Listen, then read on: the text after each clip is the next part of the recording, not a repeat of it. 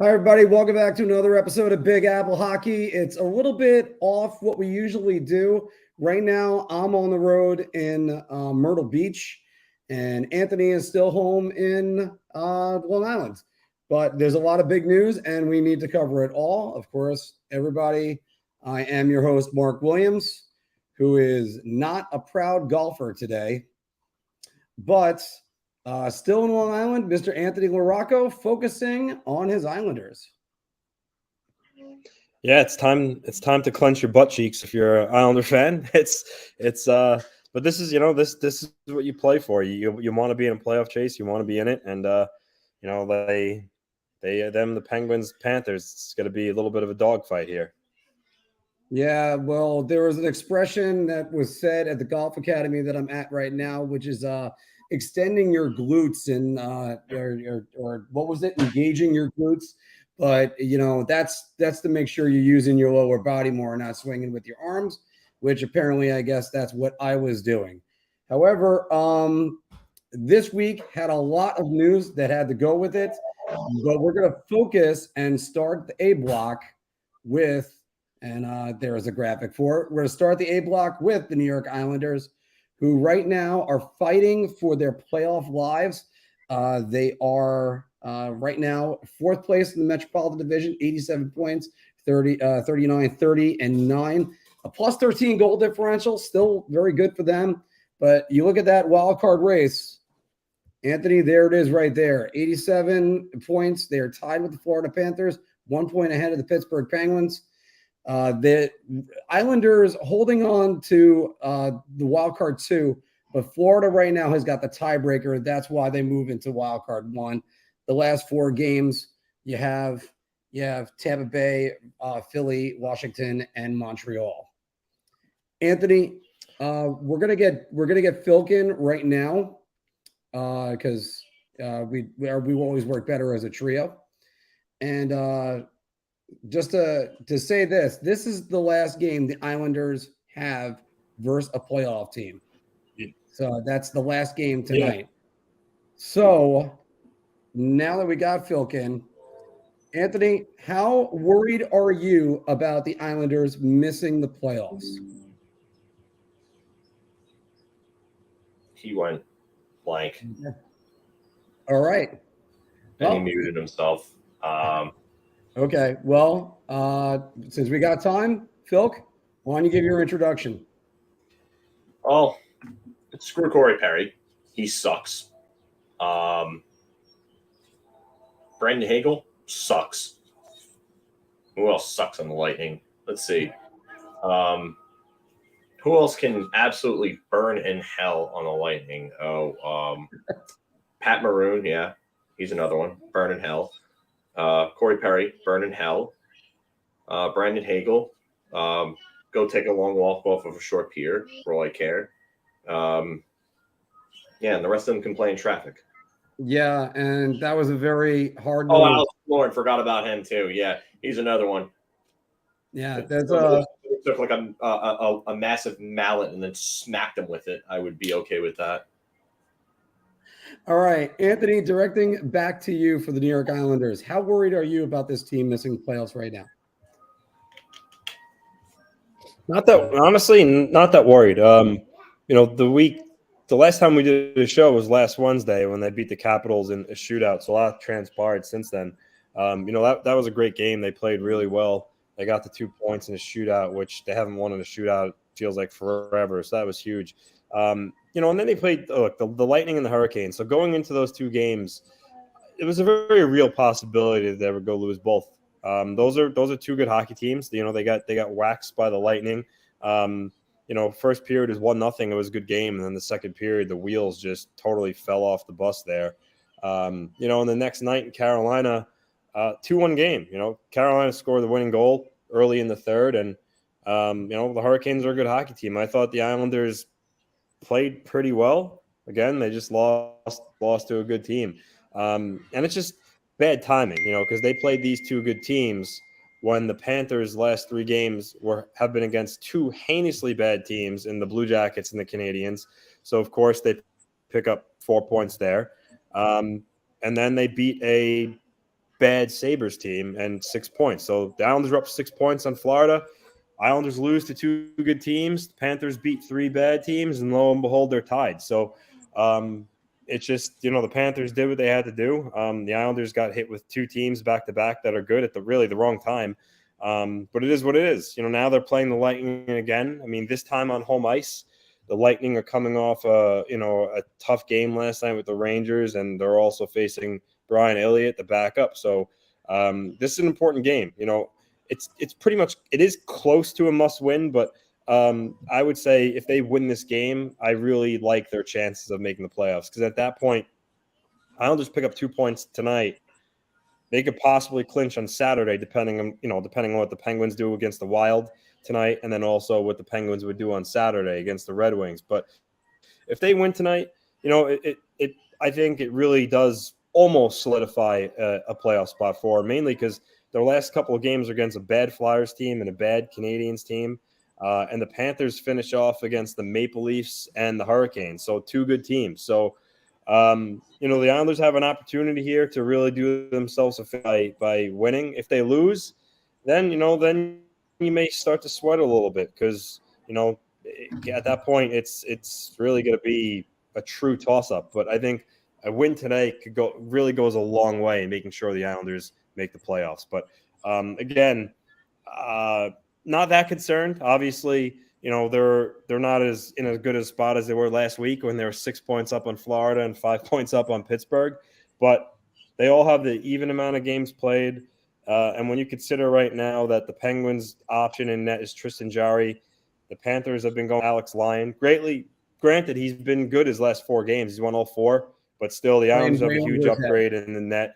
And so again, if they lose tonight, ask me that question. Depending on what the Penguins do against the Wild, I might answer a little differently. But right now, honestly, no, I'm not that worried about them missing the playoffs, but I do think they need to win tonight to really help their chances out. Well, also another question that has to go with that, because the news of Matt Barzal has resumed skating. How important is it, Anthony, that the Islanders get wildcard 1? Really important, because obviously we all know the Bruins are a juggernaut. They have been all year. No one wants to play them. They're going to get Taylor Hall back for the playoffs, likely. That's going to make them an even better team. And they're just by far the best team in the league. Really, the only thing you could say against the Bruins is, all right, well, you could say, how often does the best team in the league, cruise on and win a Stanley Cup? Doesn't really happen all that often. Other than that, there's really not that many negatives about them. The only other one, which we have discussed, is good as Linus Ullmark's been. He's never played in the postseason before. Linus, apples, oranges. We got on Marc for it. I got to get on you for it. But that's it, though. That's it with the Bruins. So I think you want to avoid them at all costs. And that's no knock on the Hurricanes, because the Hurricanes are a really good team too. I would just rather play the Hurricanes than the Bruins if I could. Phil, how important is it that the Islanders get wildcard 1? Paramount. Absolutely paramount. Like, how do you I would not want to face Boston. And like Anthony said, it's not necessarily a knock on Carolina, but would you rather face Carolina without their 2 top wingers in Svechnikov and Pacioretty? Or do you want to face a fully loaded Boston Bruins team that might reset the NHL record for most wins and points in a season? I think the answer is pretty. I'm going to have to lay up. Just get the damn GIF out, lay up. Like, seriously. But, like, no, on a more serious note, you just don't want to face a buzzsaw like that in the playoffs in the first round. And I always look back to the Rangers. I look back at 2012, 2014, and last year. And the fact that they played 7-game series in almost every series that they played those playoff years really hurt them. 7 games against Ottawa in the first round in 2012. 7 games against the Capitals and then you got eliminated in 6 against New Jersey. Then 2014, 7 games against Philly, 7 games against Pittsburgh, 6 games against Montreal. Yeah, it's ice cream, man. Yeah, I have my window. I couldn't figure out if it was in my neighborhood or if that was yours. No, it's my neighborhood because I thought he went by before, but hey, great, thanks for interrupting. But like it's just you can't go back to having played 7-game series all along, and if you get Boston. That's if the Islanders can somehow beat them. I think that series would go 7. If the Islanders are beating them, they're beating them in 7, and I'd say no less. I just think that Boston's that good. So you don't want to have a bloodbath with a team like Boston, even just from a matchup standpoint, because that's what that's going to be. Because if you get past them, you're going to be spent from that series, and you're going to have to face whoever in round 2. I mean, yeah, it could be a confidence booster beating the best team in the league in the regular season. But what happens if you get through that? You get a bunch of guys that are banged up and nicked up. Barzal comes back. He gets nicked up. Okay. Then you're going to go on to the next round, and you're not going to be at 100%. You're going to be spent from a bloodbath, and you're going to have to face somebody, and they may take advantage of that, and you might lose. So that's one of the downfalls of having to play a team like that in the first round.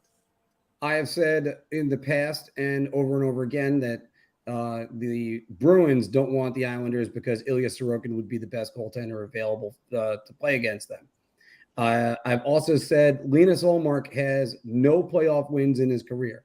So the real question would be, can the rest of the Bruins carry him as far as they can in the playoffs? Who knows? Maybe, Ullmark could be the rare guy that begins a season, plays 50 games, and then is ready to go on to the playoffs, but that is a different animal and not Eddie.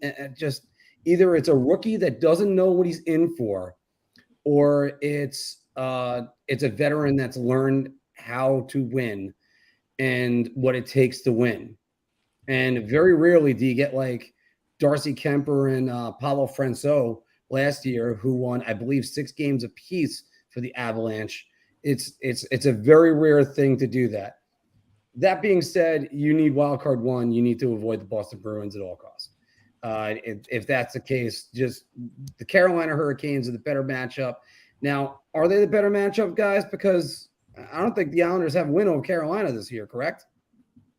They do. No, they beat them. They beat 6-3. Yeah, the first meeting of the season. Oh, okay. My bad. So, because I know they had that game where the Islanders had 16 shots at UBS Arena, and then the game 2 weeks ago. And again, excellent scheduling by the NHL that there's 3 or 4 games against teams in your division. Islanders haven't seen the Rangers since before Christmas. Thanks a lot, guys. Yeah. So Anthony, you want another little funny thing about the schedule? Okay, right ahead. 0 games on Friday. 0. Every team plays a game Saturday. All 32 teams in action Saturday. Whoever made the schedule this year should get punched in the face. I'm serious about that. The Rangers played as many games against the Boston Bruins as they did the New York Islanders. How does that make any sense? That's just so ridiculous. Anthony, I want you to make a prediction. Where the Islanders finish, and next Wednesday on the show, are we talking about them clinching, have clinched, or is it going to come down to the final game? And another caveat to that, if they need to win that final game to get in, does Matt Barzal play? I think that's our bar talk topic for the Islanders, actually, with Barzal having to play the last game. Then don't answer that. It is.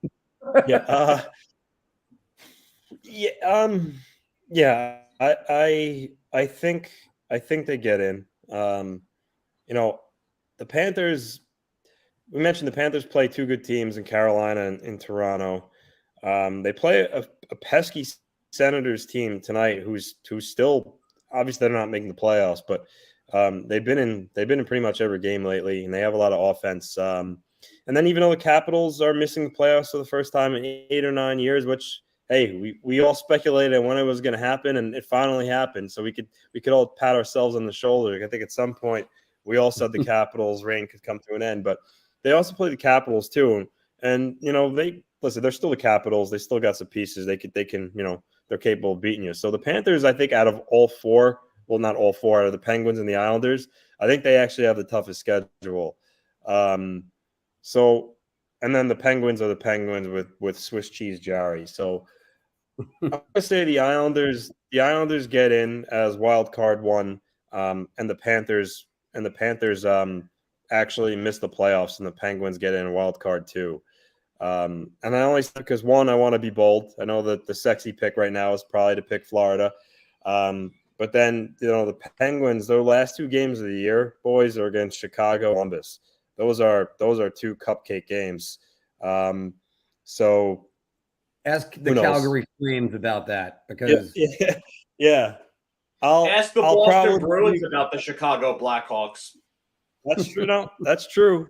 Listen, I'll probably be wrong, but like I said, I just wanted to, be a little different here. But so and to answer your question, Mark, though, that's my prediction. And as far as Barzell, I guess we'll wait for the bar talk for that. All right. Yeah. So I almost messed that one up. Phil, quick one. Are the Islanders clinching by our next show Wednesday? Wow.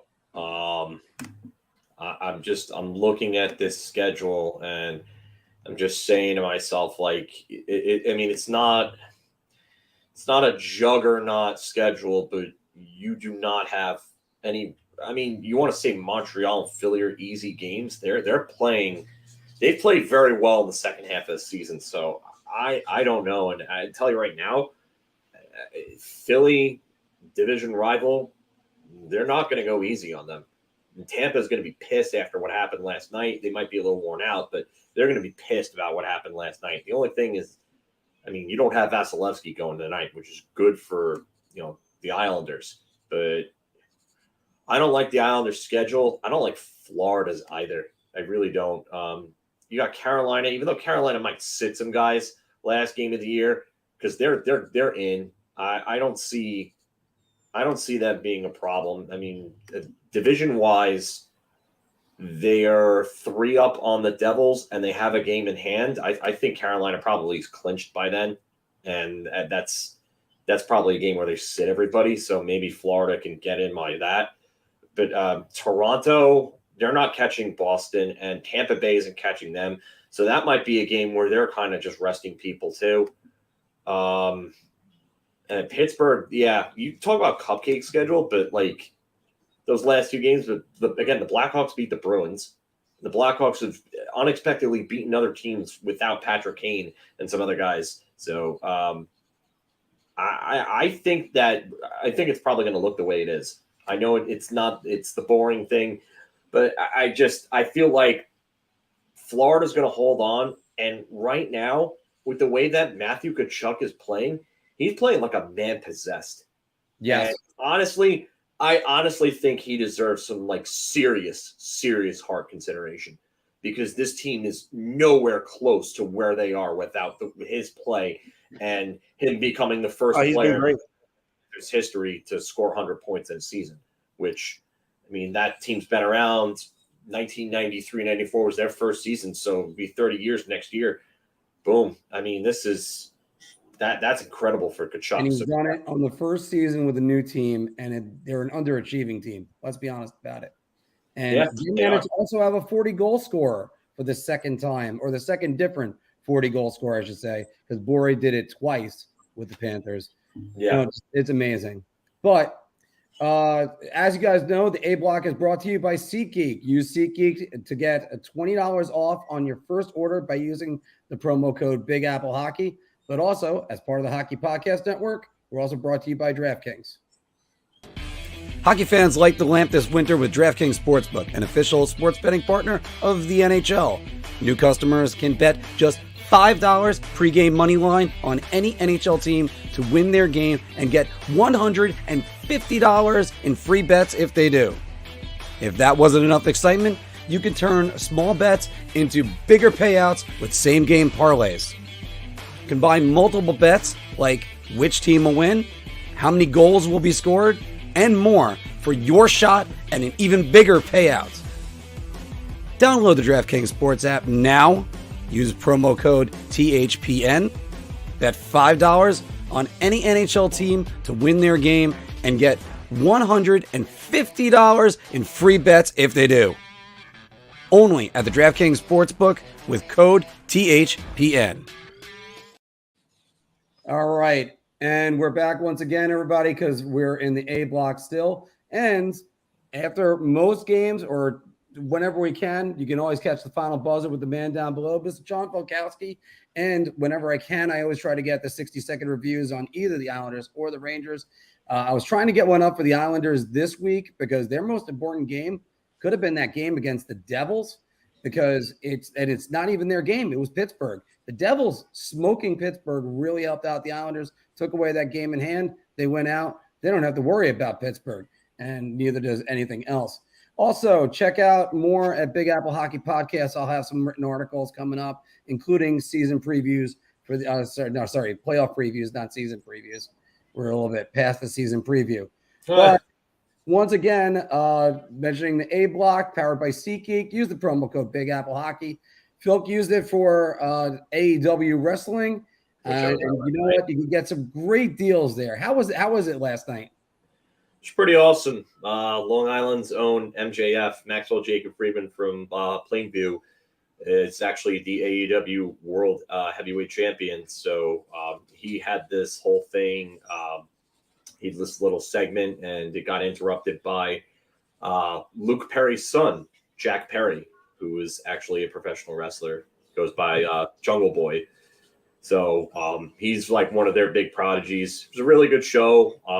There was another taping that was on after that we missed, but a lot of good matches, a lot of fun. Always good when they come to UBS. UBS is a great arena. If you guys ever have a chance to go watch a hockey game there, hockey games that are not played by guys who don't want to play defense in beer league, by the way. We know who I'm talking about there. not saying anyone. No, but yeah, if you have a chance to go watch any type of event at UBS, wrestling, they're great views. We were up in 204 in the first row, and we still could see like everything like crystal clear, like perfectly, and it wasn't like too far back either, which is great. So hockey, wrestling, concerts, go. It's great arena, really is. And I could sing the praises for UBS for a while on a lot of things. And also, obviously, check out the Marc on the Road, where we got to see that man, Anthony LaRocco, hit the ice at UBS. So we're going to get to the New York Rangers right now, currently in third place in the Metropolitan Division. 46 wins, 21 losses, and 11 overtime points. Goal differential, plus 57, second best in the NHL and the Eastern Conference. The Rangers beat Washington, and they really beat Washington. They beat Tampa last night. They lost to New Jersey last week, which took them out of the running for second place and possibly the division, and also lost to Buffalo. More on that later, because there was a significant player for the Buffalo Sabres. Phil, they trailed the Devils by 3 points. It's basically not going to happen. Let's just be honest about it.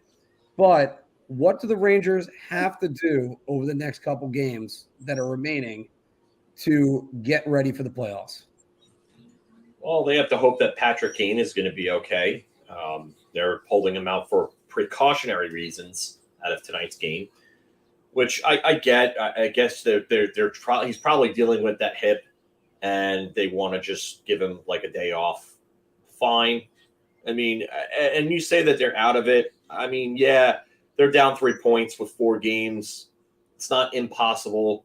You know, the Devils could lose a couple of games, and then the Rangers win a couple of games. And that's it. They have the same amount of games played. So it is possible. It's even possible for the Rangers to technically win the division. I mean, four wins would get them 8 points, and that would bring them to 111. But Carolina will more than likely have to lose out. I don't see that happening, though.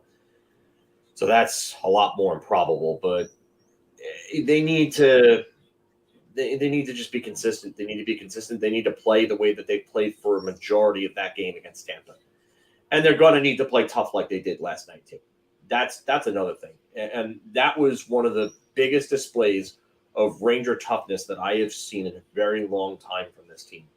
Or I'd have to go back to the line brawl with New Jersey in 2012, right off the opening face-off of that game in the regular season, when DeBoer sent out his goons, and then Tortorella responded by sending out Rupp, Bickle, Prust, and everybody else to fight. So I love what I saw last night. Ben Harper absolutely waxing Corey Perry and Pat Maroon is just. I can tell you right now, old heads and new heads, Ranger fans alike, are in love with those gifs. Like, there's been gifs going around all over social media of Corey Perry just getting socked in the face by Ben Harper, and it's just amazing because it couldn't happen to a better person than Corey Perry. He's needed a good ass beating for a long time for his dirtbag play. So, yeah, I like what I saw.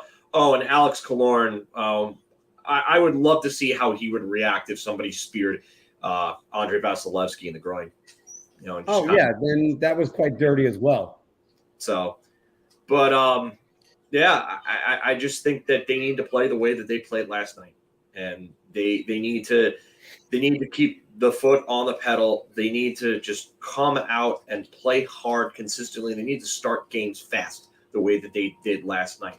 They started that game fast. They started the game against Nashville fast. They started the game against Pittsburgh fast. Actually, the last two games against Pittsburgh, they started fast in those games.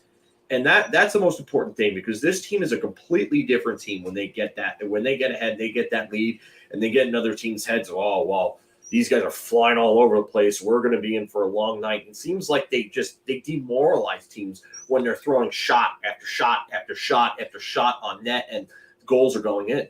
So they've got to keep going at it and just making life hell for their opposition right off the start. And I think they're going to be fine. I know we're not going to get an accurate or an honest report on Kane, so I'm not even going to bother to put that much thought into it, but just hope that he's all right. And this is really just more of a precautionary maintenance type day thing for him. Anthony, what are your thoughts on the Rangers, the final four games?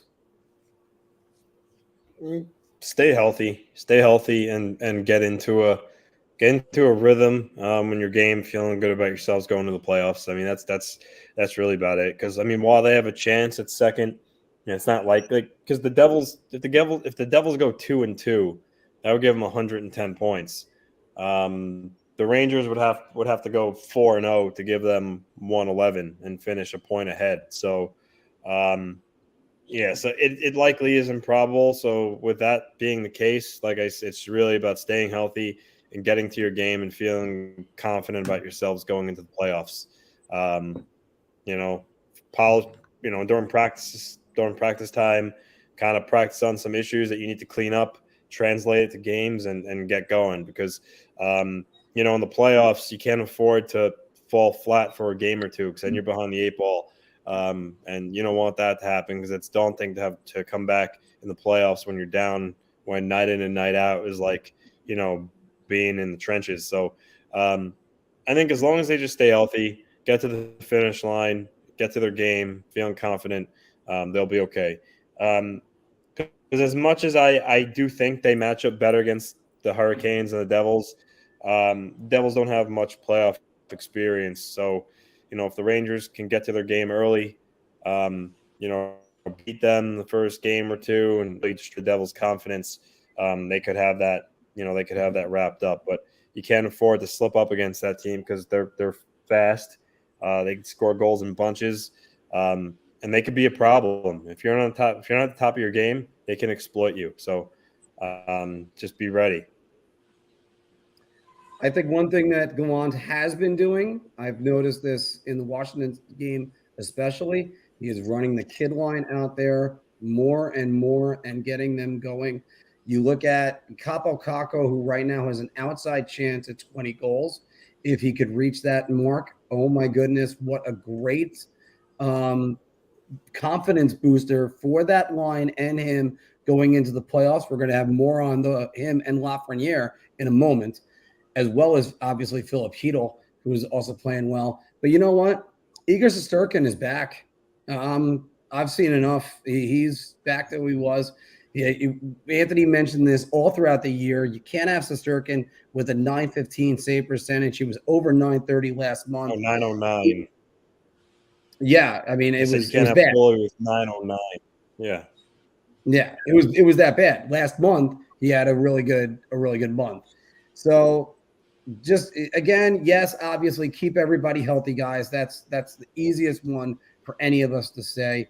But just get the kid line moving. Maybe even get Braden Schneider some more minutes. You might see some scratches and getting some other players in there and just resting some other ones.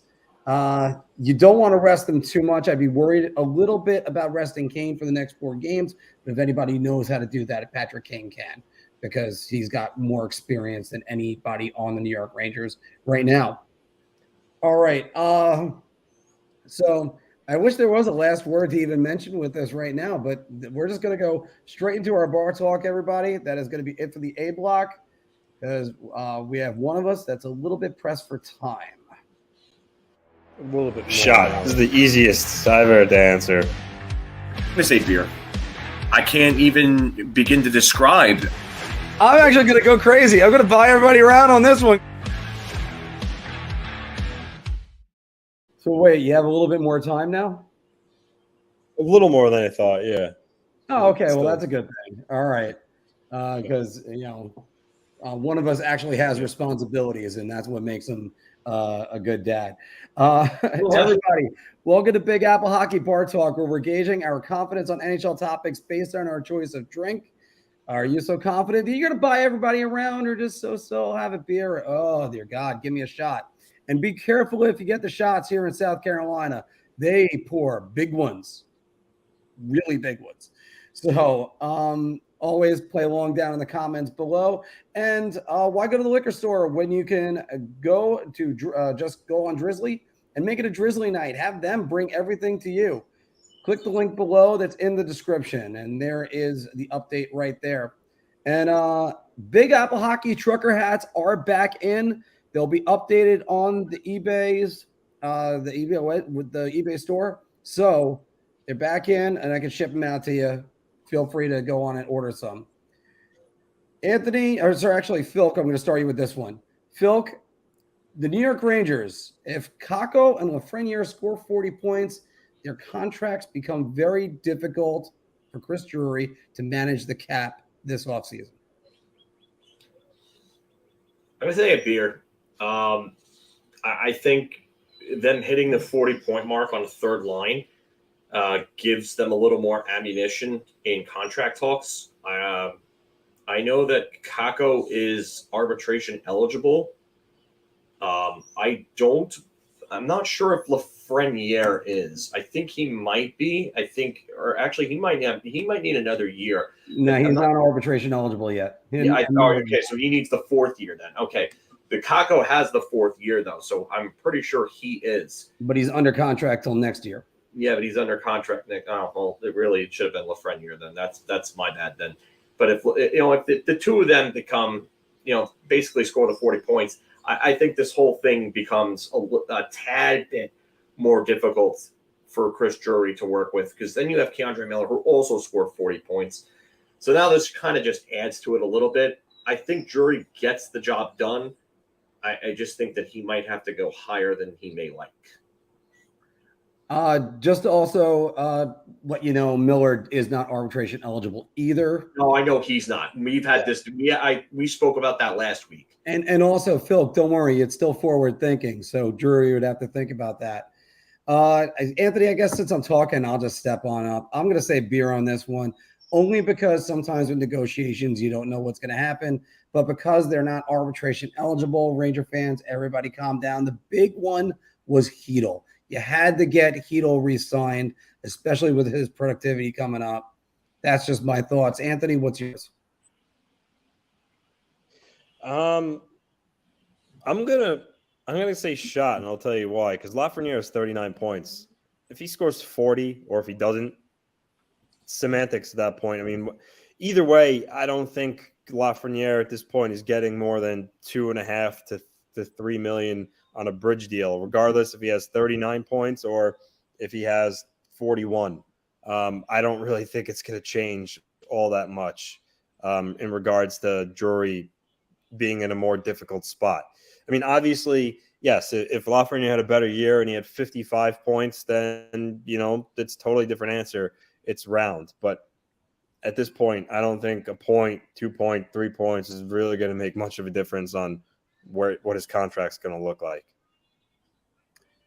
Well, that's very true. And, it's something that they're going to have to look forward and try to figure out who they're going to pay. And as Phil has said over and over again, the year they're looking forward to, 2024 offseason, when the no trade clauses lighten up on Chris Kreider and Jacob Trouba. Guys, the Eastern Conference wildcard race. This is them right there. Florida, 87 points. Islanders, 87 points. Pittsburgh, 86. And Anthony, as you know, Matt Barzal has not played since that Boston game on February 18th. I gave it away at the beginning in the A block. My mistake, guys. But Matt Barzal will play in the last regular season game if the playoffs are on the line. Mr. LaRocca. So he's been skating for the last few days now. They didn't have a practice today, so I don't know what it would have been. But at this point, he still hasn't joined the whole team yet. But he has been skating on his own. They did say they were hopeful that he could play in the last couple of regular season games, and for sure in the playoffs. So I think his return is looming. Here's the thing: if everything went the Islanders' way, if they won tonight, Pittsburgh lost, and then the same thing happened again on Saturday, and they clinched. At that point, I don't think he'd play again in the regular season. I think they bring him fresh for game one. If they need to win on the last day to make the playoffs, even if he's not, let's say, 100%, and they really would have liked to wait a few more days in the playoffs, I think they might have him play in that situation, especially if doctors say, listen, him playing 3 days before I would have liked isn't going to do any further damage. I definitely think he'll play. I definitely think he'll want to play. He'd be probably like a rabid dog to get back on the ice. But perfect world, I think they want to hold him out to the playoffs. But if it comes down to it, and the doctor says he can't do any more damage if he played a couple of days early, I think they'd be silly not to play him. So I'll go round. All right. Phil, what do you think? Round. I not just for those reasons that Anthony mentioned, but I think Lou Lamoriello, I think his job's on the line. I really do. I think a lot of the moves that he started to make, especially the Horvat trade, it just reeks of desperation from him. So if they miss the playoffs, I think Lamoriello's gone. And even then, I think maybe even if they get knocked out in the first round, I think Lamoriello might end up being gone. I think because it just the stuff that we heard about earlier on in the year, something just seems like there's something looming over Lou's shoulder, and it's Ledecky and Malkin at this point. And I just think that if they don't make the playoffs, I think he's definitely out. If they get ousted in the first round, I still think he might be out. I just think that there's a slightly lesser chance of him being out, maybe a little more of an increased chance of him staying. But I think Barzal is definitely going in, and also I think Barzal is going to want to play. I think at that point Barzal is saying, "Hey, I don't want to go home. I don't care what you guys saying. I'm playing at this point if it comes down to the season being on the line." So, and you got to respect that. First, I'm going to go for a round, and I'm also going to do this for the first time for myself. I'm going to call this a layup.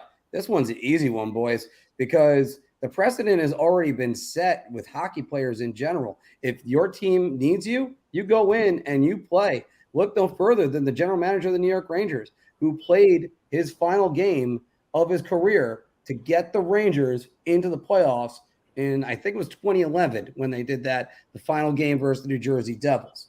Yeah. So it's one of those things that they'll play till their limbs are ready to fall off. Now, as long as Barzal is going to be okay, like you said, they got to make sure. the Don gets whacked. Oh man, even the Don gets whacked. So Now let me just address one thing. Let me just address one thing. I think it was more that he made a sound hockey decision, but he also kind of wants to go out with a bang because he could have jumped and gotten out a little bit more in the playoffs, but you got Pierre Engvall, who's been great for them. Yeah, listen, I'm not saying that I'm not saying that they were like not sound moves or anything like that, and I don't think the Horvat trade was bad. What I'm saying is it's just not characteristic of Lou Lamoriello. Like the last time Lou Lamoriello made that big of a move at the deadline that I can personally remember. Correct me if I'm wrong, but I would go back to Ilya Kovalchuk in 2010. And otherwise, Lou Lamoriello has not been a big trade deadline type guy. And then before that, I'd have to go back to maybe Alexander Mogilny in 2000. He does not make big deadline moves. So for him to go and get Bo Horvat, it's like, okay, I'm awake. I'm serious. Let's do this. So that to me, that means that, just in my opinion, that ownership was prompting him to do that move. So for me, I just think that Lamoriello's back is probably against the wall, and that's why I think that this is going to happen this way. Anthony, what do you think? Do you think there was pressure from up on high? So what I was gonna say was, before we move on, when Phil started talking about Lou and potentially his job security, we've mentioned throughout the year that there was kind of like speculation that his contract was up at the end of this year. Last week when he did a media availability, when he updated the press on Barzal was skating, Ethan Sears, I forget where outlet he's from, but he asked the question. He said, Lou, has been a lot of speculation about at the end of the year, what your contract status is and what the future holds for you. And people are making jokes that, people should check to see if Ethan Sears is still alive, because Lou gave him a feisty answer. He's like, I really wish that you would do your due diligence before asking a question like that and reporting, because he basically said that he didn't know what he was talking about, and he really, he kind of really got offended by the question and took umbrage to it, and basically said all that malarkey that was speculated isn't true. So don't know if Lou was just diverting or everyone was horribly wrong and he does have a contract. I just thought it was funny. He went off on Ethan Sears. Just wanted to add that in there when talking about what his job future may hold. Out here that Ethan Sears is with the Post. Thank you. Yeah. And then Core just makes this lovely suggestion. Oh no! I am not. Maybe I can call him now because I'm out of state. Ethan is now in Journalist Protection Agency. He might be. He might be. Great. Yeah, no, that's definitely not going to happen. Staying in the Metropolitan Division, guys. Look at the standings. The New York Rangers trail the Carolina Hurricanes by 6 points. The New Jersey Devils 3 points behind the Hurricanes. Anthony, I'll go back to you on this one. The Hurricanes will hold off the Devils to win the Metropolitan Division. So 3 points and 3 point lead with a game in hand.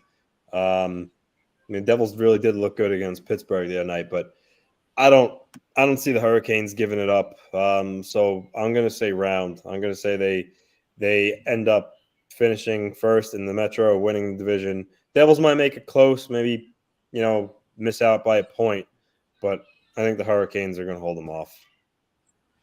Coke. I'm going to buy a round. Their schedule is relatively easy. They're the only team that they're facing that has any type of playoff implications is Florida in the last game of the year on April 13th. And that might be a game where Carolina is going to be resting players anyway. So I definitely think, if anything, that Carolina is more than likely winning that division. I'm saying round. But look at it. Predators, they're not making anything. Sabres, not making it, obviously. Senators, not making it. Red Wings, not making it. It's just Carolina just has to show up, and they'll win these games more than likely based on the talent that they have and the way that they play. So I'm going to buy around on this one also, guys, and I'm not going to look at their schedule. I'm not going to think about anything else except just to say Rod Brindamore knows how to get his teams to finish a regular season. That's what he knows how to do. So it's more about the Carolina Hurricanes than any other team that's even in this equation.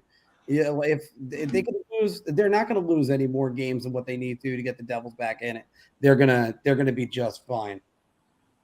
Well, one guy that's had a great season so far, and Braden Point, 48 goals, 41 points, 41 assists. Oh boy, here I got the break. I corrected you on the spelling of the first name, by the way. I missed that part. Yeah, well, I got it right this time, but oh no, Marc messed up. So I'll fix that. Braden Point, 41 assists, 89 points on the season. Philk, a healthy Braden Point will ensure the Lightning reach the Eastern Conference Finals.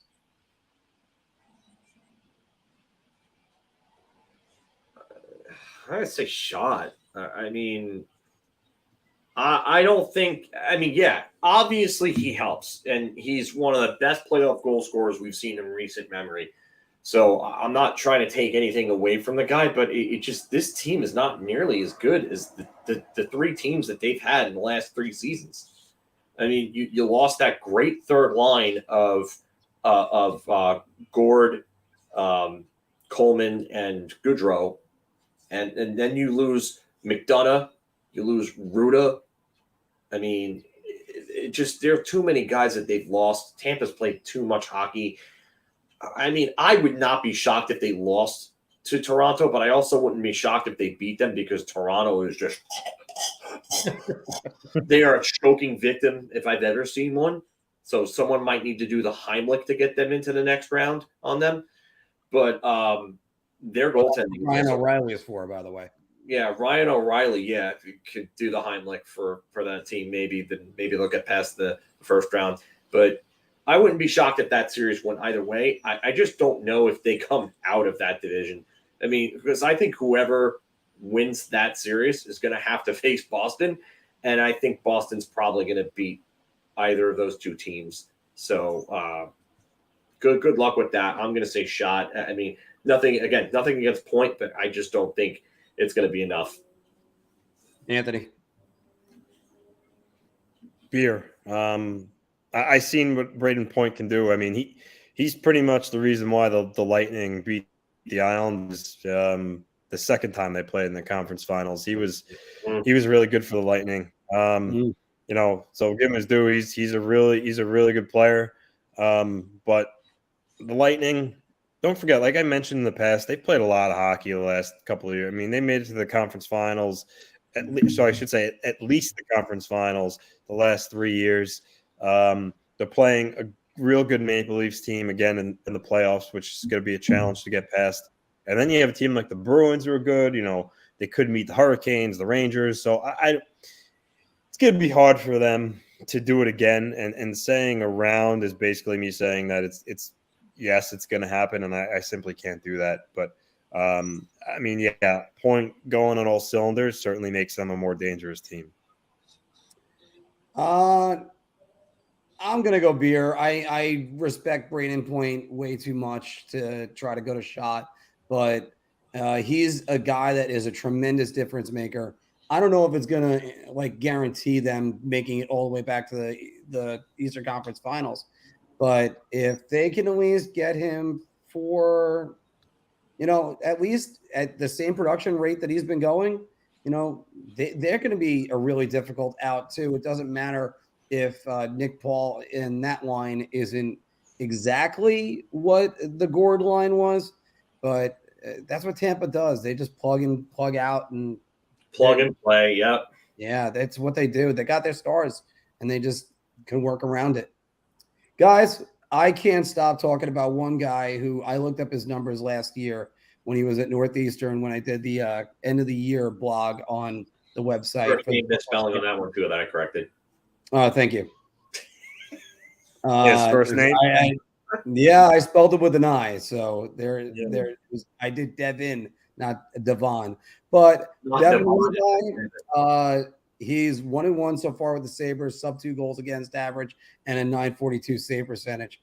guys, Devin Levi is a franchise goalie for the Buffalo Sabres, and I'm going to buy a round. I'm going to start this one off because you know something? He's looked real good so far in the 2 games he's played.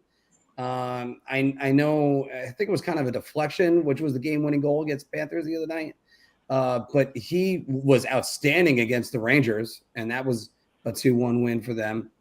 And you know, I run out of superlatives. His numbers in Northeastern, if he translates them to the NHL, this kid can really be the goalie the Sabres have been looking for since Ryan Miller.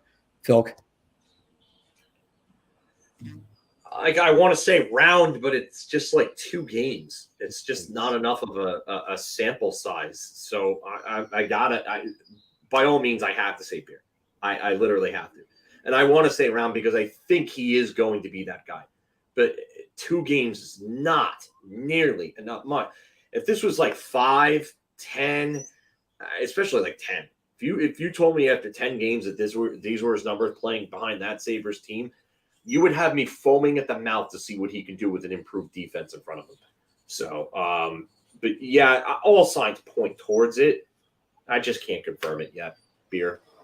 Anthony? Yeah, I mean, he took the words out of my mouth. 2 games is not nearly enough.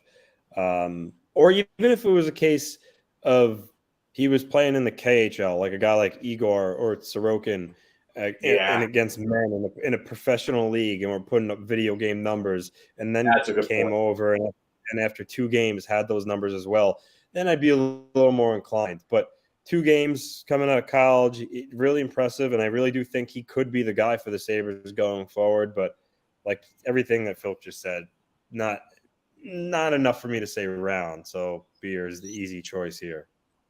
All right. I mean, fair enough, guys. I mean, I'm just really high on the guy from all the reports. Oh, of course. Going in, so goes without saying. You know, but you know. By the way, Mark, you're with your little blunder before.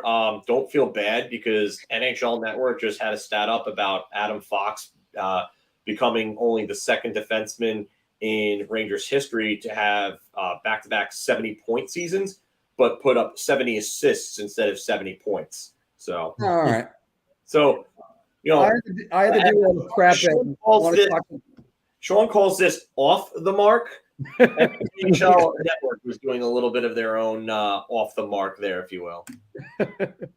I do have to say I was doing it at about 1:00 in the morning, but you know, I saw that. Oh, yeah. So, all right, going to the Central Division, guys. The Central Division standings. I think it's a little bit tight. Every team has got 98 points. Tight like a tiger. Tight. It's so tight.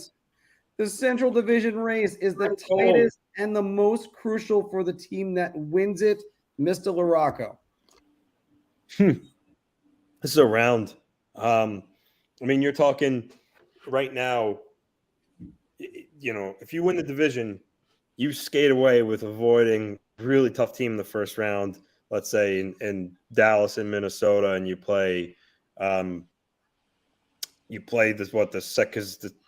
Pacific Division probably going to be the first wild card. So, all right. So yeah, you're talking playing like Seattle. And this is not a knock on Seattle, but any of those teams in that division would rather finish first and play Seattle than not win the division and have to play one of the other teams. Because Minnesota, Dallas, Colorado, I think the easy play there is win the division and play Seattle. You don't want to play the other 2 in the first round. You simply don't.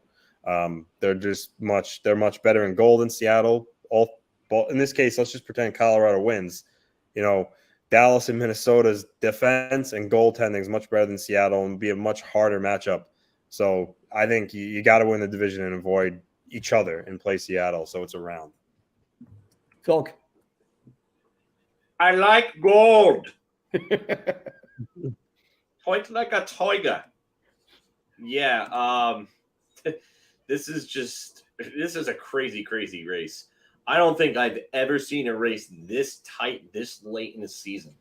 I can't remember something tied with 5-6 games left in the same exact amount of points and a 3-way tie between Didn't the 2012 Pacific Division come down to San Jose, LA, and I want to say there was one else. Like LA went from I think LA snuck in as an 8 seed that year. But I think they were the 3 seed, and then they got knocked down to the 8 seed.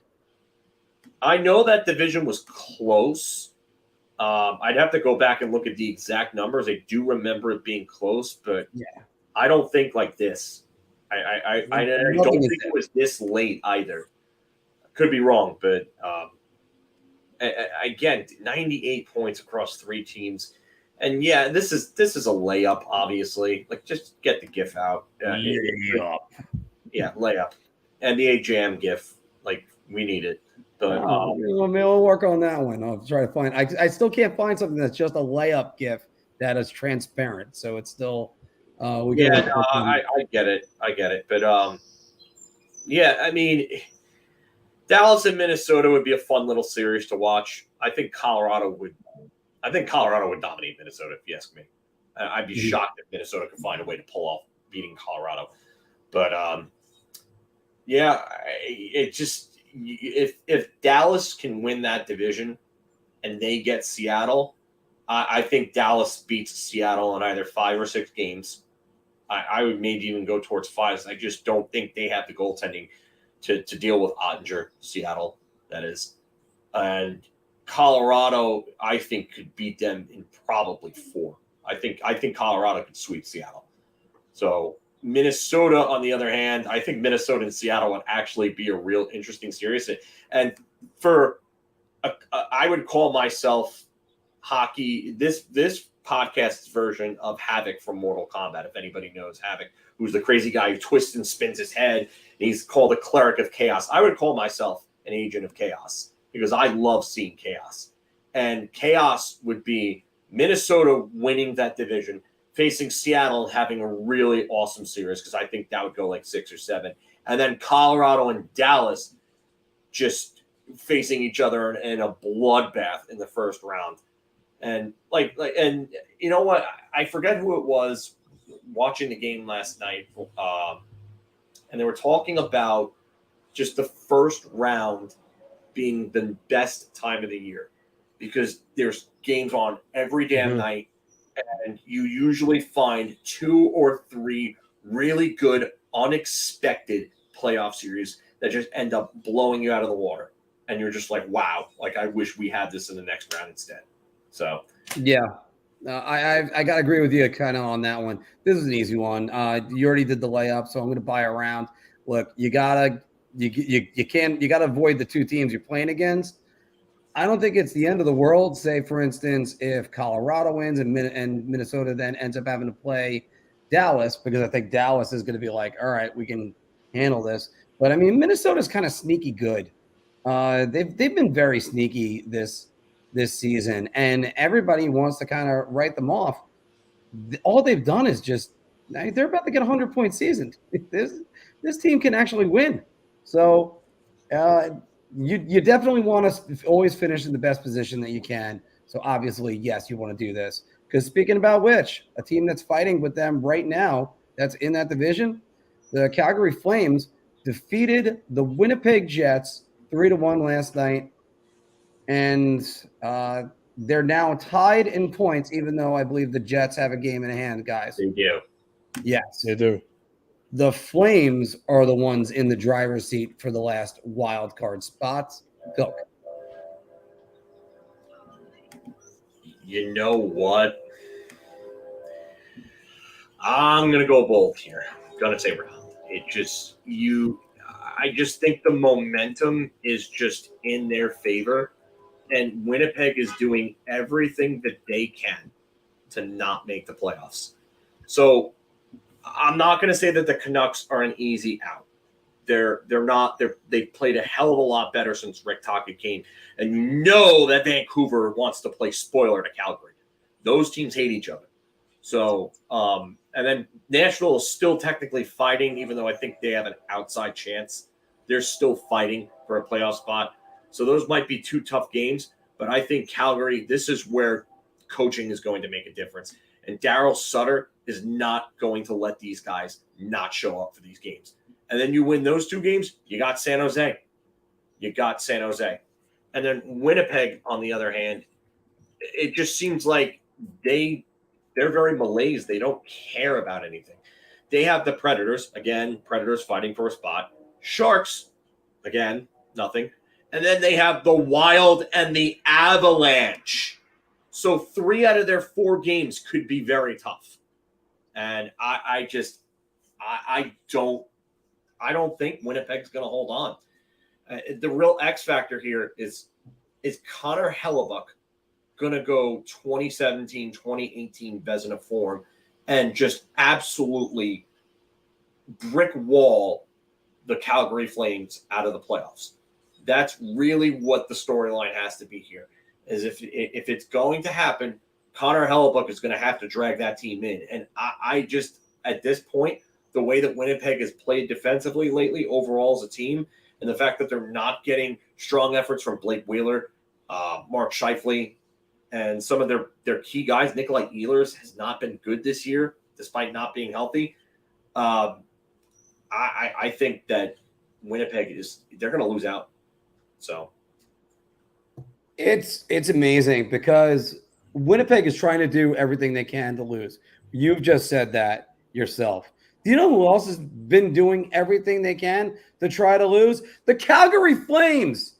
How do you lose a home game to the Chicago Blackhawks, who are trying to go for Connor Bedard? But the Blackhawks have been actually pretty decent the last month. But the Flames shouldn't have had any business being in that situation. And 6-3-1 in their last 10. Yeah, I mean, you want to really make things a little bit easier for the Flames. You got to play Dan Vladar more. I mean, I know that Markstrom has been the guy. You're trying to get him going. I'm sorry, I can't do it. Can't do it. You can't do it with him. It's not possible. I mean, it kind of is. You know, obviously, Vezina finalist last year. Obviously, my confidence on him is quite shaken. But no, you got to move on from that. And we're going to move on as well.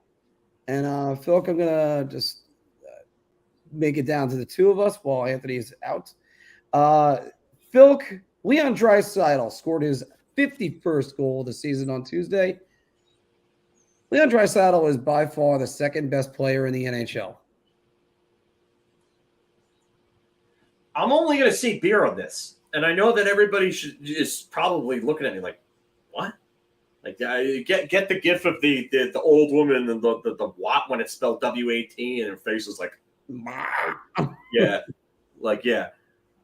But Nathan MacKinnon is just right there. Nathan MacKinnon is on pace for 126 points. Roughly the same amount of points that Leon Draisaitl is going to finish with. And Nathan MacKinnon has 100 points in only 65 games. 65. That's nuts. That's a better point per game pace than almost anyone that's put up in Avalanche history, sans Sakic or Forsberg. He's producing at that type of level in today's game. It's disgusting what he's doing. Cale Makar has missed a significant amount of time this year too. Nathan MacKinnon has missed a significant amount of time as well. So for me, MacKinnon, you could argue him as the 2nd best player in the league right now. And if anyone tried to argue with you, you could tell them, go kick rocks. Look at these numbers.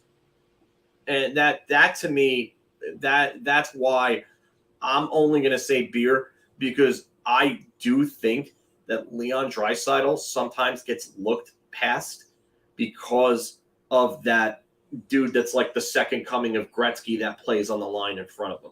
But I do think that Leon Draisaitl, and I used to not think this, but Leon Draisaitl over the last, I would say, 3 years has really proven to me that if Connor McDavid wasn't an Oiler, Leon Draisaitl could still probably score 90 to 100 points in a season easy.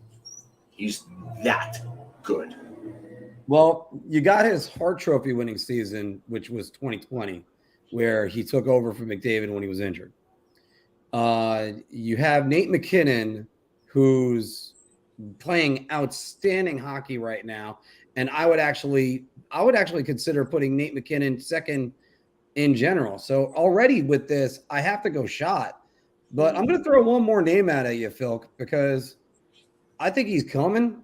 You can argue he's already arrived, but Jack Hughes looks like he's, according to Wayne Gretzky, he said that's the guy to go right behind McDavid and challenge McDavid.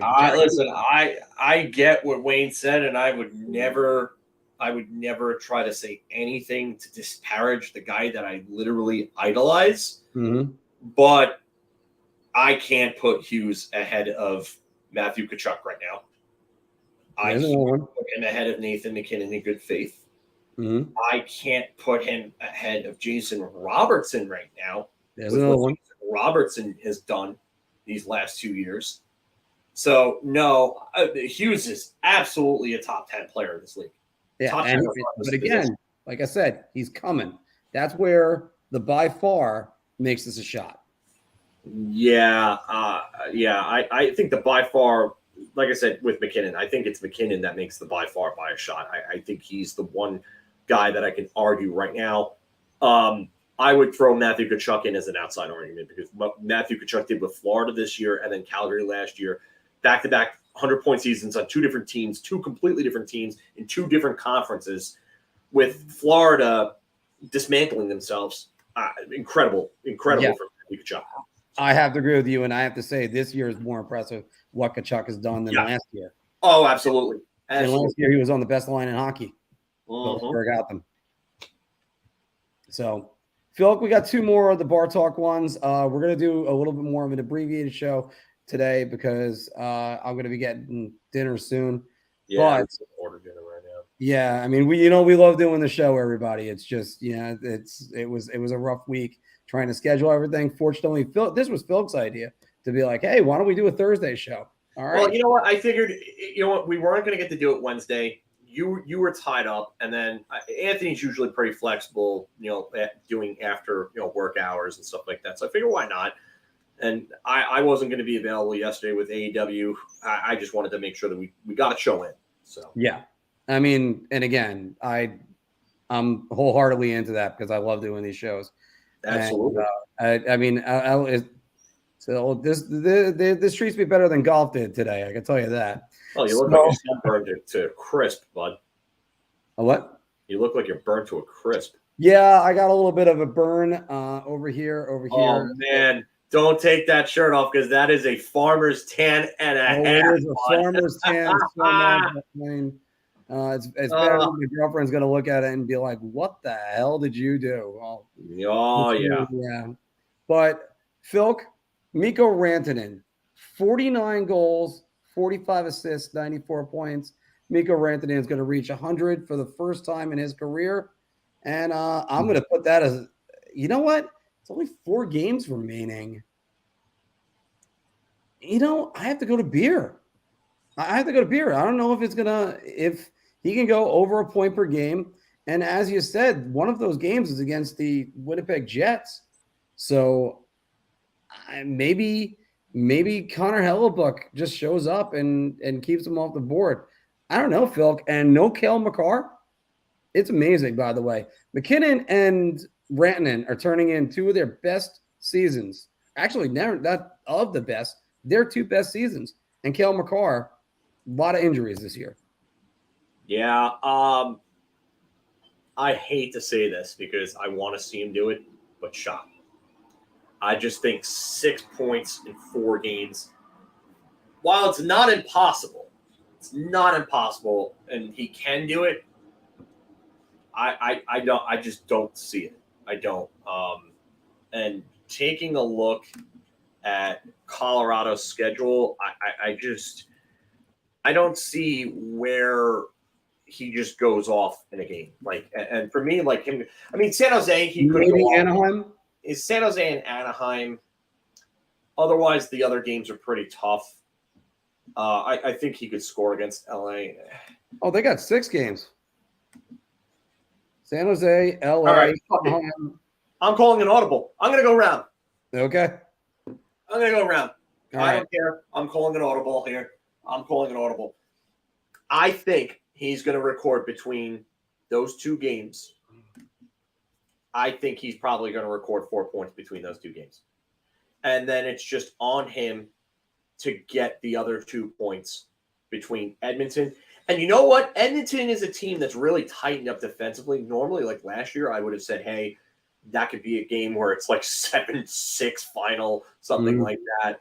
And he could get like 3 points in that game too. But Matthias Ekholm has just really solidified that defense.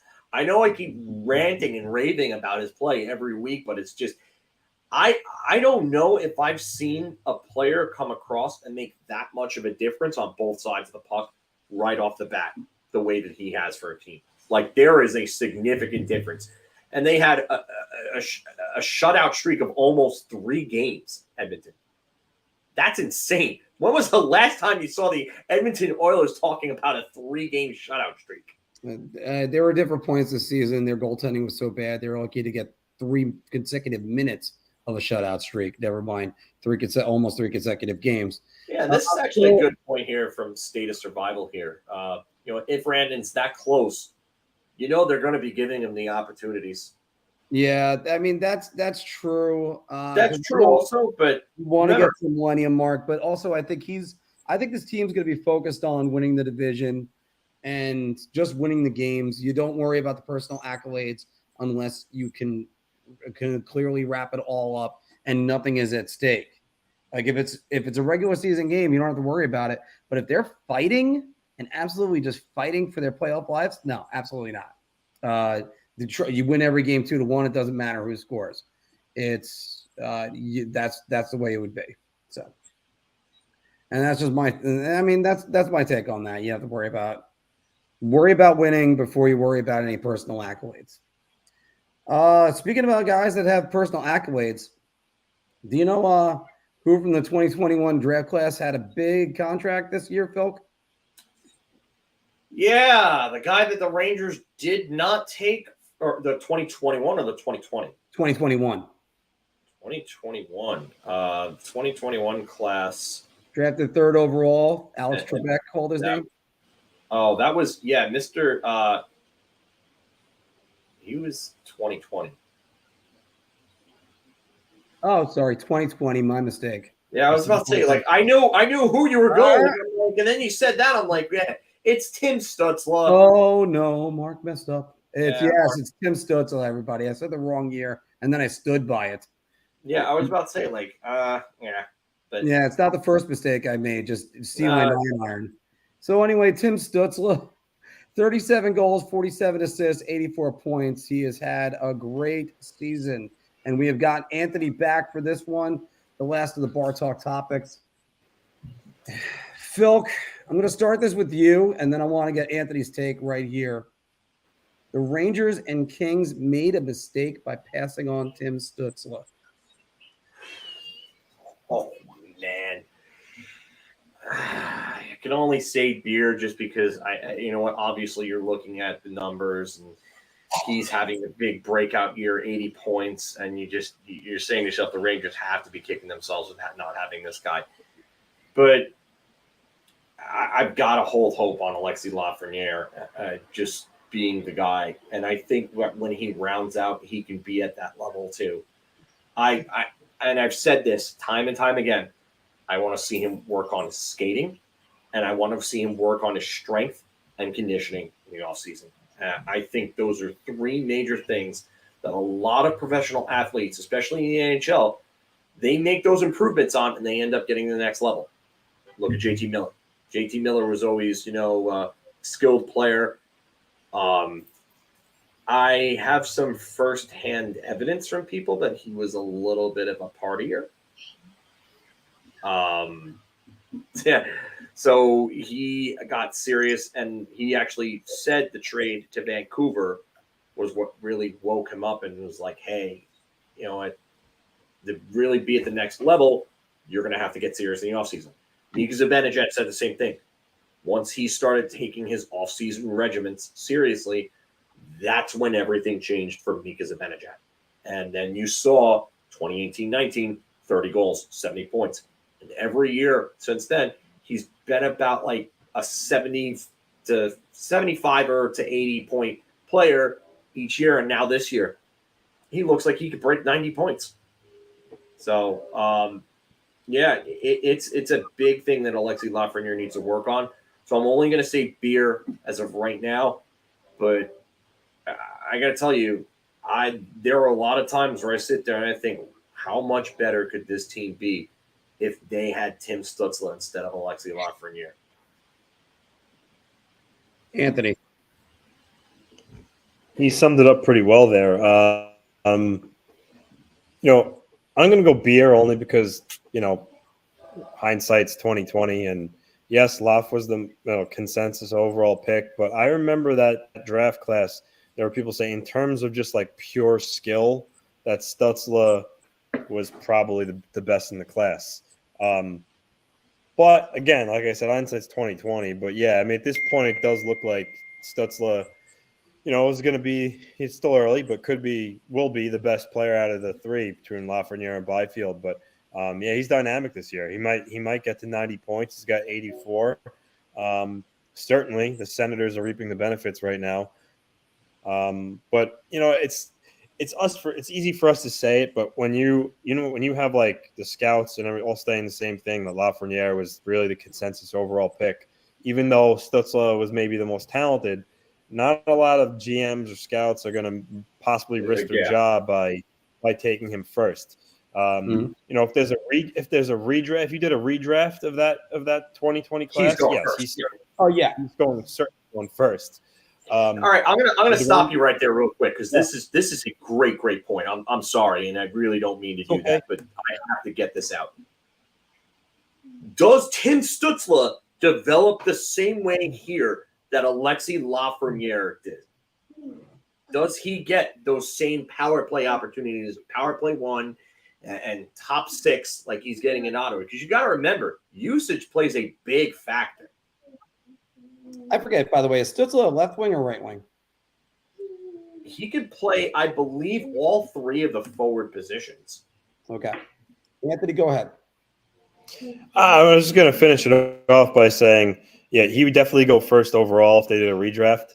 But like I said, it would have been hard and I don't want to say go off the board because it's not like Stützle was ranked 10th, but still, if the general manager would have picked him first, probably would have raised a couple eyebrows, and if it went south, it could have cost him his job. But in retrospect, yeah, it would have been a better decision right now. The Rangers would be a much, much better team.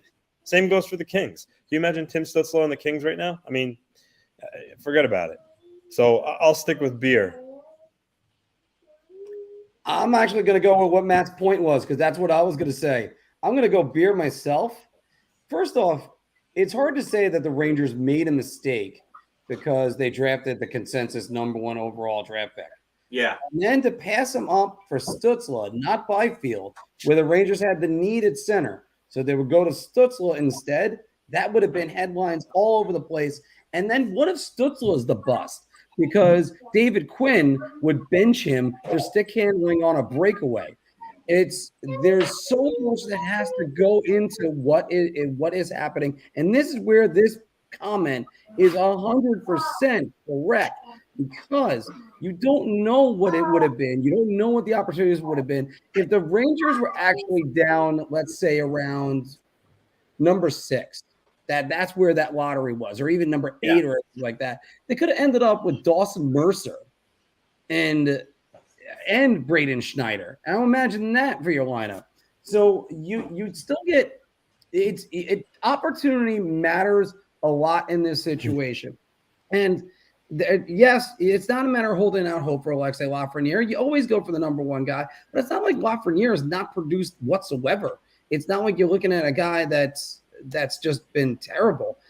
I mean, again, Gallant is playing veterans over the young players. Although, as I said, in the A block, he's playing the kids a little bit more now that the games are less meaningful and less impactful. But you can't say that it's a mistake.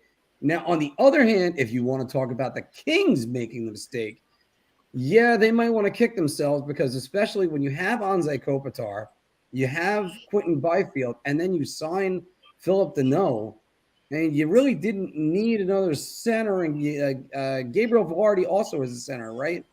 Yes. So now imagine them with Stützle. I mean, yeah, I think that they're the bigger. The problem is, and I'll speak to Mikey D's points here. So you can't say that it was a mistake that if Ottawa would have taken him number 1 overall, which they would have. Any team was going to do that.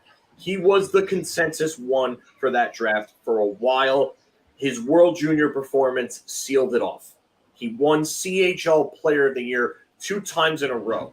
The only other player to do that, Sidney Crosby. That's where these comparisons came into play when analysts were telling you not to compare the two because they're 2 completely different types of players. And Lafreniere was not going to be that type of player. yeah. So for me, you can't say that it's a mistake for the Rangers. The problem is that it's a mistake for the Kings. It just hasn't worked out for the Rangers for various reasons, whether it's Quinn's or Gallant's usage of Lafreniere, whether it's Lafreniere not playing well in his own accord and needing to be in better shape or needing to bulk up or needing to improve his skating, or whatever the case may be. It's just pump the brakes, relax, come back from the cliff. I'm gonna start singing. I wish you would step back from that ledge, my friend. You could cut ties with all the lies that you've been living in. Yeah, I'm gonna go on and sing the Third Eye Blind song just because everybody seems to look at this, and I've seen this time and time again throughout the season. Well, Stützle's breaking out. Lafreniere's not doing anything. Blah, blah, blah, blah, Yeah. Like, no. Like, give these guys top 6 minutes, give them power play 1 minutes, and give them a chance to just go out there and play hockey. And they're not there yet. And you know what? I don't think Tim Stützle is going to get much better than this. There is a chance that Alexis Lafreniere can get to that next level. Yes, I know what Anthony's looking at me like, really? Like, how can this guy's in his third year, and he's scoring 80 points? You know what? I just don't see that next level to his game where I'm like, okay, like, I think this is what he is. I think he's like a 40-goal, 80-point, predominantly one-way center. And you know what? That's a great player to have, especially if you get him at 4. But I think Lafreniere can be that all-around tank of a player that plays someone like Mikko Rantanen that can help be a franchise cornerstone type player as well. So here's another one. You think the Flyers regret taking Nolan Patrick over Heiskanen, Makar, and Pettersson? He's another one of those guys that he's consensus number 1 overall pick. Hischier coming in, and that was a late run from Hischier that year. Right. So I think the consensus was that he was there. Now, do you fault him? Because most of it really was health. I do. I actually do. And the reason why I fault the Flyers for taking Patrick, Florida just scored 1-0. Brandon Montour, I believe, might have it. Or is it? I'm not sure. But I think it's Montour. The injuries to Nolan Patrick were a big thing. There was a gigantic red flag there that said injury, injury, injury. And Nolan Patrick, if he came out of there as a fully developed player, he projected to be like a second line center. And that, okay. So with that injury history, why would you not take the chance on a guy who has a little lower of a floor, but a higher ceiling? And a lot of guys were looking. The thing with Pettersson is that he really improved his skating once he got to the NHL. Elias Pettersson was not the greatest skater before he got to the NHL. When he got there, he improved his skating big time. And he was wiry and thin, and people thought that he wasn't going to last at the NHL level. But he's already proved the doubters wrong in that regard, and he's probably going to score 100 points this year. So go Elias Pettersson. I wish you were a Ranger. You should have been a Ranger. Screw you, Vancouver. Well, it's all right. I mean, after all, Elias Anderson turned into a great player for the New York Rangers. Oh yeah, screw you, Gordon and Gordy Clark for that one. Yeah, that's one of those where this, by the way, would be something I still would have told Gordy Clark to go stay off stage for this one, because Anderson was not going to be the guy that they drafted up based on need. Anthony, do you think that the Flyers made the bigger mistake when it came to Patrick? Yeah, I do. Which is the guy they take then?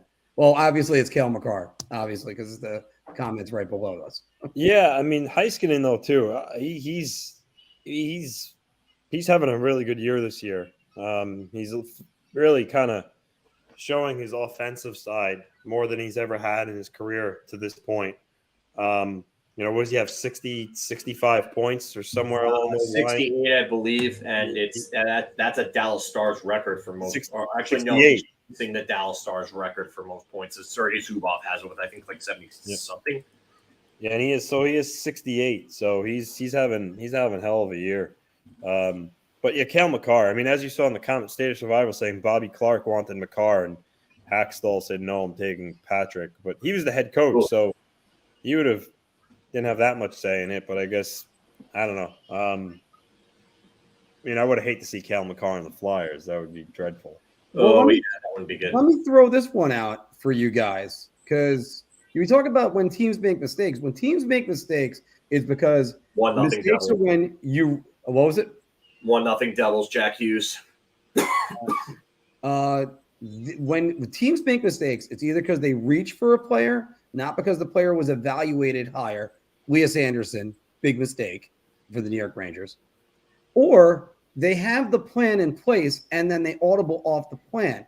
So where I'm getting at is, imagine if the Islanders did not trade away Roberto Luongo, who was the Hockey News minor league player of the year, the best prospect in the league, 2 years running, and then go and draft Rick DiPietro out of nowhere. And you get back Ole Kabasha and Marc Parrish. I still think that was a bit of a mistake. They should have just stuck with that, with what they had. And, I forget who was in that draft, guys. Was that Danny Heatley? Yeah, it was DiPietro, Heatley, and then Gaborik was 3. Yeah. So yeah, you know what? Milbury got a little too cute. He fell in love with DiPietro's puck handling ability and thought that, he could be the next Marty Brodeur. Yeah, I was just going to say that. Because DiPietro was highly regarded, but he shouldn't have. When you have Roberto Luongo in the wings, there was really no need to do that. But they call him Mad Mike for a reason, right? Yep. And so guys, quick question for you also: bigger mistake, the Rangers or the Kings not drafting Tim Stützle, or me running out of sunblock down here in Myrtle Beach? Because that's actually what happened. Sunblock easily. Well, I have two problems. I ran out of it, and also I'm like, because of my Italian genes that I have, I'm a little bit arrogant at going, no. I burn the first time, and then I'm good. Like that's what I do. I burn, and then I end up tanning out. So you're bad. Well, I mean, it's not. It actually is not as bad as what it could have been. I got aloe last night. Fortunately, I mean, and my girlfriend's yelling at me about it, which she should. So it's not her fault. Well, of course it's not her fault. She's not the one out in the sun all day. That was me. But I would say I made the bigger mistake than the rest of them. Although it's still not that bad. I'm just color. I'm not really sunburned. Just like the New York Rangers. You know what? I can come back tomorrow, maybe shoot a good round, and have a little bit of color when I go back home on Saturday. So, all right. Well, everybody, that's the end of the Big Apple Hockey's Bar Talk, where we're gauging our confidence on NHL topics based on our choice of drink. And I hope it was entertaining for you guys. Let's take a couple comments, and I'm going to have to get out of here in a moment. Phil, can you see any comments? Yeah, I'm going to, for a because the Islander game is going to be starting soon, so we're going to sign off. But Yeah. State of Survival X, this question. You know what I compare him to? I compare him to he's almost like a younger vanilla Josh Bailey. He doesn't do anything wrong. Like he's in position in the defensive zone. He's where he's supposed to be. He doesn't stick out. And for a young player, sometimes it's good, but for me, he doesn't really show enough offense. I see him being a Josh Bailey vanilla type player. Bailey had a couple of high scoring seasons too. I'm not sure if I see that with Holmstrom. I think maybe Holmstrom can be a 35 to 40 point checking bottom six forward. And, there's nothing wrong with that. Plenty of guys make careers out of it, but I could be wrong, but I don't see him developing into like a top six forward. I thought he was a little bit of a reach where he was drafted, but nonetheless, I do think he could be a everyday NHL player, but I just don't see him being a high scoring player. I like Holmstrom. I like everything I've seen out of him. And I think that basically sums it up with him. He's solid player. And you know what? Maybe more NHL time he ends up developing. Yeah, I think I'm with Anthony on this. I think he's probably a middle six player. He's a player that's not going to hurt you. He's unspectacular. You could use the word vanilla if you'd like. But he just does little things good. Like he seems smart for his age. I'll give him that. Maybe his skills can develop and he turns into maybe like a 20-plus goal, 40 to 50-point player at his best. But I don't see him being like a big-time scorer or anything like that.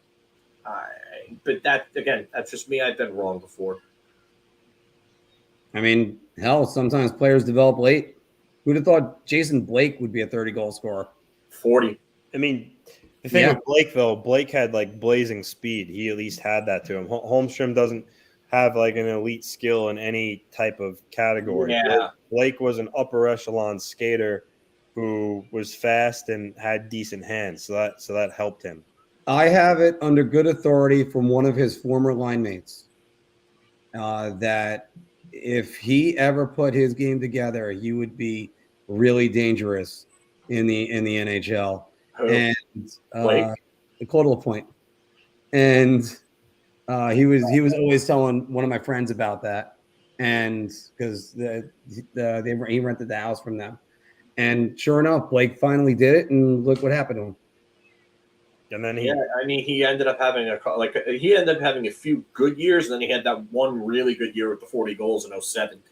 So he was never going to get back to that ever again. But some guys, sometimes it comes together for a year. You look at Jason Blake. I look at maybe even Hakan Lube if you want to go really, really far back to Calgary in the 80s. He was another one that had that one big 50-goal, 100-point year. Well, fortunately, because of his 35th goal of the season last night, you don't have to put Chris Kreider on that list. No. Well, that's what I say. Remember, I said 35, possibly 40 is where he would finish, and he's at 35. So, I mean, good for him, but I wanted to see Mika Zibanejad to get 40 on that goal last night. Right, and by the way, that's also where I said with that, I think Zibanejad is going to score more goals. Was going to take. All right, so here's the discussion I was having on Twitter right now, or earlier on today. So Mika Zibanejad is right now, as we speak, and I just have to pull up the tweet again because I had all the numbers on there. But he's just outside of the top 10 in goals and points for the Rangers. So he's 13th in goals, 15th in points, 204 goals, 450 points in 482 games played. Next season, he'll probably jump into the top 10 in goals and points. If he stays healthy and stays with the team going forward, he could crack the top 5 all-time in Rangers goals as soon as the end of 2024-25 season. And again, stays healthy, stays with the Rangers, he could pass John Rattel and maybe even pass Rod Gilbert himself. When do we talk about Mika Zibanejad and the probability of his number being retired by the Rangers? Because the only other trade I could think of in Ranger history where the Rangers won the trade downright in a lopsided kind of way and ended up getting a franchise-altering player who was beloved by the organization and the community and did a ton of work and a ton of good for the overall New York in general, was Marc Messier. This is probably the second greatest trade in Rangers history. So I would say so, yes. Even though, Phil, I'm going to remind you about this one. Who they trade away in that trade? The Mika Zibanejad trade. The Zibanejad trade was Brassard and a 6th-round pick for Zibanejad in second. And they got a 2nd-round pick back for that. Yeah. Big Game Brass was his name. Who did the Rangers play in the playoffs the following year? The Montreal. Yeah, and I know. And I've said this before. You know what? It didn't pay immediate dividends, but holy crap. Who had the game-tying goal in Game 5? Derek Brassard. So it's not a clear win, but it's definitely a win over the long term. Would you say the same thing? How is that not a clear win? One player he's a bottoms. You got it. You're talking about right away. No, it wasn't right away, but it is one of the most lopsided trades in recent memory. I'll go with that. It's definitely a lopsided trade in recent history for the Rangers. Although we just lost Anthony for a second. Anthony's there, but he's yeah.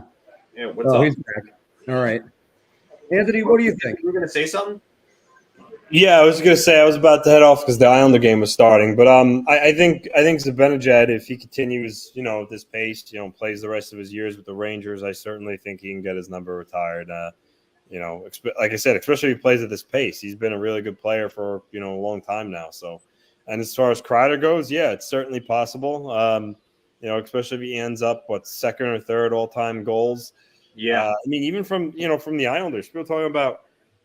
That Josh Bailey's number might be there one day just because how many games he's played. He's in the top 10 in some categories. No. I don't see it, but it might happen. You would disparage the Islander greats that are up there already by putting Josh friggin' Bailey up there. I would be disappointed as a Ranger fan to see that. I'd hate to say it right now, but yeah, I agree with Phil on that because after all, I would say 2 other players would deserve to have their numbers retired. One is he who shall not be named by Islander fans because he deserved it. He played his balls off. He deserved it. And the other one is Pat LaFontaine. Thank you. I was just gonna say that, and you guys know how much I love that man, but that was gonna be the guy I was gonna say. The one other guy that I was gonna say before him. And I know I could actually name another that might deserve some consideration, but I wouldn't think it. But I would have gone in order. I would have gone LaFontaine. I would have gone Pierre Turgeon. And I would have gone Zygmunt Palffy ever before Josh Bailey gets his number retired. I absolutely agree with you, but just listen to this. So Bailey, 3rd all-time games played. Assists, 4th. Points, 7th. Those are some big categories, and he's up there. But he was never the best player on his team or anywhere close. He is a classic compiler. And he was, and I think it's also because the Islanders couldn't find somebody to take him half the time. That's why they couldn't. I agree. I wouldn't want to see it happen, but if he's been here a long time, and I think he could be into the maybe not his number retired, but the Islanders also have the Islanders Hall of Fame where they have a list of names. Okay, that's fine. On that, yeah, that's fine. That's probably more. That's probably more likely. Him up there with Kenny Janssen. That's more likely. Yeah, I was gonna say Kenny Janssen should have his number retired too before Josh Bailey's number should ever be retired. Sorry, but Kenny Janssen meant more to the Islanders than Josh Bailey. And I know that people are going to say, oh, well, Josh Bailey played during a time of success. Well, yeah, Kenny Janssen did. They made the playoffs for 3 straight years, and Kenny Janssen was one of the 3 big defensive anchors that they had during that time. He should make it. He was a captain, too, and even though I know he couldn't handle the captaincy, but you know what? It takes a noble man to sit there and say, hey, I can't handle being the captain. And you know what? Yeah. And I have all the respect in the world because 9 out of 10 guys aren't going to do that.